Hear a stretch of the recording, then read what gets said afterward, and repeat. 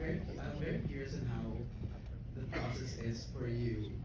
Because I saw the film, and you're the only Filipino. I mean, one out of the three that I saw in the film. So how is it like actually just working with just you as a Filipino there, and all of your actors around you are probably Cypriots? Or, Yeah, Cypriots. Yeah. So I mean, how is it like? How do you engage with them? Like, at a personal level.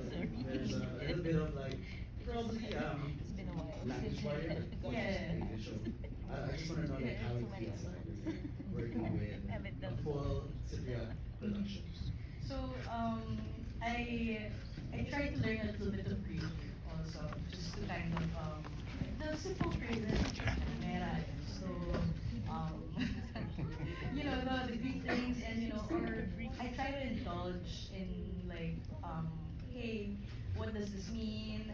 What does this phrase mean? How do you say this? So I could like I was there for 3 months, and I was working with them, and I was the only Filipino on set.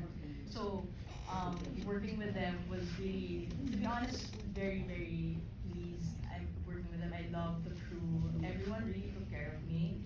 And everyone was really mindful also in like speaking around me, because they know that I don't understand their language as well. So as much as possible, they try to be mindful to speak in English around me as well. So in return, I also try to speak their language, and we all had like simple bonds. Like I would for from time to time I would fail to say some words properly, because it's a new language. So they would try to kind of tease me, and like say it like, oh, this is how you say it. They teach me a lot, and I've learned so many things about Cyprus, their culture, the food, and everyone there. It's very lovely, and their work culture is very different than ours, of course. Um, so it's very eye opening, to be honest. Like just to be exposed to the culture, their culture, and how they do the work.